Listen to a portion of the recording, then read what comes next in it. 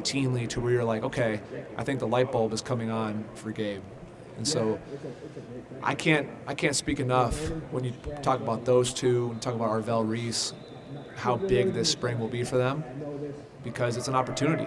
It's an opportunity to see who's going to be in there alongside Cody Simon. And like I said earlier, whether that's just one guy and it's two players playing, which I hope it's not, because my hope is we're able to keep people fresh for this long haul of a season. James, what's something you picked up from Coach Knowles? Remember I asked you a while ago what you kind of brought to the table? What is something you picked up last year that, that you could tell there was experience there, it was coming from it, that you've added to your tool belt, so to speak? Yeah, I think seeing how Jim calls a game and his thought process is fascinating, because he really is brilliant with how, when you go back and self-scout on when he made certain calls against certain formations, and you're like, my goodness, this guy is on, with what he's deciding to call. I think just being with him, Tim, for the whole year, you got to see how he approached the game. You got to see kind of his expectations. And then I think with someone like Jim, like when you don't know, you got to ask a question, kind of like what he's looking for. Yeah. But I think you just, in year one, where you're getting to know somebody and you're working with them, and then now it's like, okay, I know what he expects. And so I think there's just experience that has been very fruitful, and I think I'll be better for it this year, having been through a full season with him. It does exist. Something that's a part of your role, is it something that CJ, Arvell, Gabe have an opportunity to work into?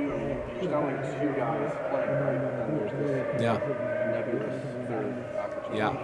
Is that yours? I don't think it's. You mentioned Arvell, CJ, Mitch Melton probably is another candidate. It's definitely part of our scheme. We didn't use it last year, but 2 years ago they used it a lot. And as we go through, we self-scout. We're trying to figure out, hey, what are we bringing to the table for this season? So, to be honest with you, we haven't gotten to those conversations yet about kind of that or who will coach it. But I think it's something that's definitely unique to Jim's scheme, and I think it'd be very beneficial for us. But you always weigh. I guess this is something to ask Jim, is you always weigh, hey, we have all of this stuff in the system, and how much of all of that do we really need versus what do we actually do really well so our guys can play really fast. And there are some times where you need a lot, and there's some times where you don't need much, you can just go play. And I think that's for Coach Knowles to decide. I know it's your voice as far as the expansion of your role. Yeah. Before you were here officially, there was, before you were in the building, you had input on a guy or two around the country that get offered to take cares for you. How different is your voice now than it was? Is this, you're choosing the linebackers that you want to recruit, or is this still a... Yeah, I think yes. So when you go in there and make the board, you're ranking them the way you see them. And Coach Day has always said that, like, you're the head coach of your position. You're the one in charge to each of us. And so with the title comes that responsibility. So I think the reaction, I'll tell you what, it's nice to be able to tell them now that, I am the linebacker coach. I don't just coach the linebackers, because there's a difference there. I've had that used against me over the last year, quite honestly, to where parents or recruits have said, essentially, like, how do I know you're going to be there? I won't name names, but other schools have said, hey, he's not even going to be there. He's going to have to leave to get a full-time role. And so you kind of have to navigate that. Not anymore, thankfully, but when you're here, you don't, I try to be an ambassador of Ohio State. I love this school. It's changed my life. It's done wonders for me and my family. To play here, recruit your position at the school you went to, at the place that you love, it's so natural. And so, when you're explaining it to people, like, I'm sure there are some coaches who have to come off as car salesmen, like, there ain't none of that because I've lived it. And I think that's a huge benefit when you're talking to young people, trying to convince them to come to your school. It's like, this is what it did for me. And the fact that I'm not from Ohio, that's a whole other perspective. You're talking to kids not from Ohio. But now that I've been through here and the brotherhood has obviously accepted me, and Buckeye Nation is so incredible, it's like there's a reason why I'm here, because I love this place. And I want to raise my girls around this place because of how special it is and how it changed my life, and I know it can change all these other young men's lives. You know, it's the other side of the ball, but what's your fondest Bill O'Brien memory in his team? I didn't really even get into it much with Bill O'Brien when he was here. I wanted to bring up the fact that I think when I was with the Saints, we practiced against him when he was the head coach of the Texans, and what I think is the hardest practice I've ever gone through in my life. I consider myself really like, I was an effort guy. The whole like 4 to 6, A to B plus 2, like that's me. I can live that all day as a player. But that practice in Houston, when I was with the Saints, when we were, that was, I think Johnny Simon was there, Braxton was there, Mike Thomas was a rookie. We had some Buckeyes all over the field. But that was the first time in a practice in my career where I thought about, like, I'm not sure I'm going to make it. The humidity in Houston that day, I wanted to bring that up because I think that was a beast. That right there was a beast. Your first recruiting visit, or your first when you're there in front of Ryan, did you practice that overnight? Your spiel. No, I didn't. How did you prepare for it? Because you knew you were auditioning. Tim, I didn't. I think I was so comfortable in the respect that I knew the players that I was going to talk to. I had relationships with them. I knew the material that I had to present, and so I was just ready. I wasn't anxious. There was no nervousness about it because a lot of it was just talking ball with them, and that comes second nature to me. So being able to sit there and explain how I can help each of those young men develop and become the best version of themselves, not only as football players but as young men. I think that there wasn't some kind of like big study session that needed to happen because it's just talking ball. You've always been a great guy to talk to. Because I've known you since whatever. Those years you spent on the radio, did that help even more to converse? You understand what I'm saying? Talk when even you don't have something to say to come up with something to say. Yeah. Well, my wife always says that I have no problem just talking. She says I'm the talker in the relationship. So I think just finding conversation. Look, in recruiting, if you enjoy people, it's really, I think it's easy. You're trying to get to know everyone. You're trying to figure out who are the decision makers in a lot of these kids' families or friends, coaches, and you're getting to know them.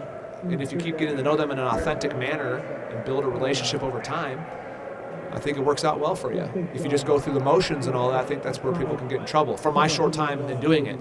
So you just have to be intentional, pay attention, and take interest in these young people. And I think, the more, it's just like anybody. Like at first you might talk to some people, they're quiet, and you keep talking to them to get comfortable, and they open up. It's the same way in recruiting. 2 more minutes, folks. 2 more minutes.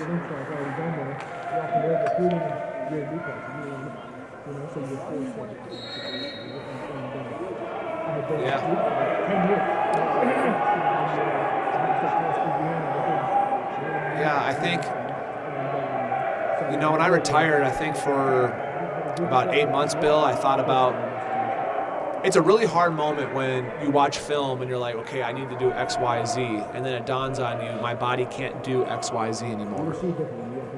That's hard to come to grips with when you love the game so much. And so since 4th grade, I've been told when practices, what lifts to do.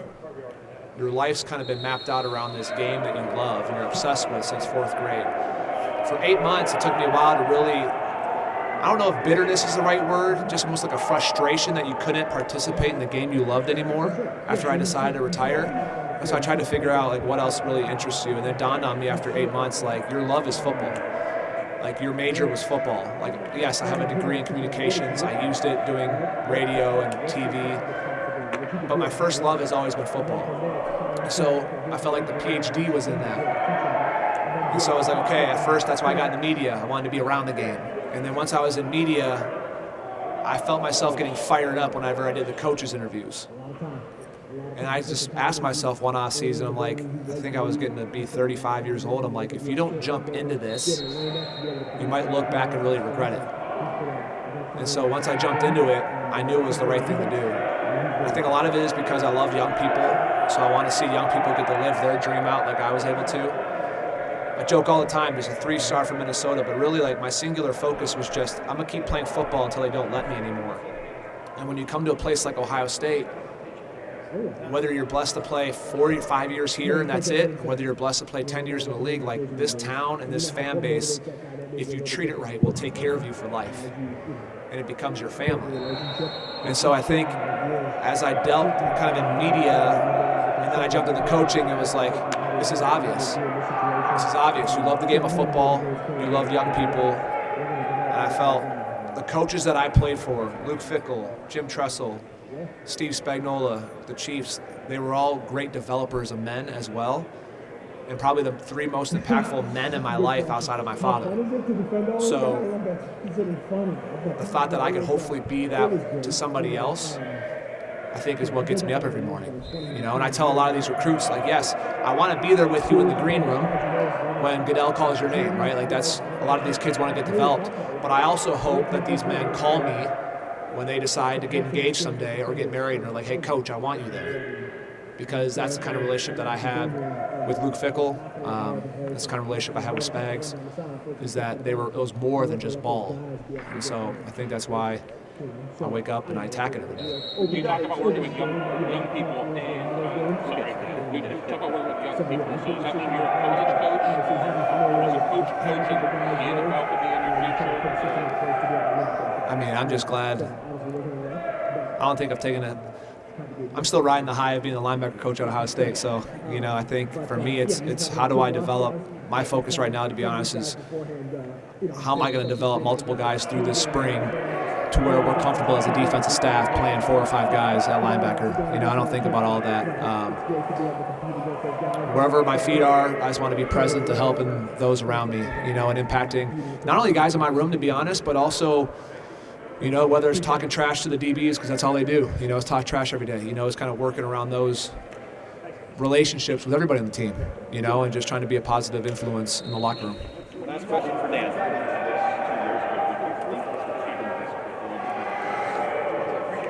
I was hopeful. I didn't know. Like, you never really know, because what I've learned, you know, from getting into it is that there's a lot of moving puzzle pieces, right, that need to happen, right?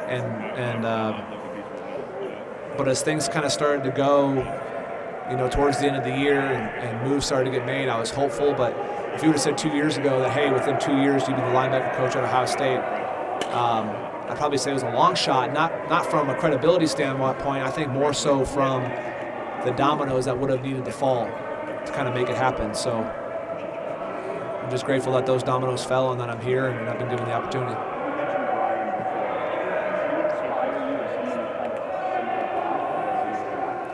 Yeah, and in all honesty, I mean, it was a call from Heartline when I was at Notre Dame that was inquiring about, you know, coming back, you know, and I've always kind of talked to Brian about it as he developed in his coaching career, and you see kind of where he's at. And I think, you know, when you have a receiver room like he has, where he's consistently convincing the top wide receiver recruits in the country to come to a room that is already full of the top wide receiver recruits in the country, like that takes a certain mindset that he's developed. But it's not just because he's recruiting the best kids, he's recruiting the right kind of kids as well, that are willing to compete and push the room forward. So I think, you know, that's a good example, I think, for all of our position rooms to kind of try to emulate. Hey, James. Yeah. Minnesota State High School Hockey Championships getting ready to start. That means we've got a video about 3 weeks away of the all-hair team. Yeah. So you talk about your flow as a high school. I had a nice flow. I had a flow back in the day. You know, you had to get in the shower in the morning, put a ball cap on. I have straight hair, so I had to try to wing it out on the cap, and then the wings would like die by period 2 in school. But I retweeted. You see what I retweeted the other day? The Trojans beat the Hornets at Braemar Arena, which I had one of my sickest goals at a sweet backhand. I was on the power play. I came from below the face-off circle. The goalie tried the poke check, missed, boom, went backhand, top shelf. I remember skating over to Edina's student section, jumping up on the glass, shaking it. I mean, those are good memories right there now. When you win at Braemar Arena, those are good memories. James, thank you very much. Thank you.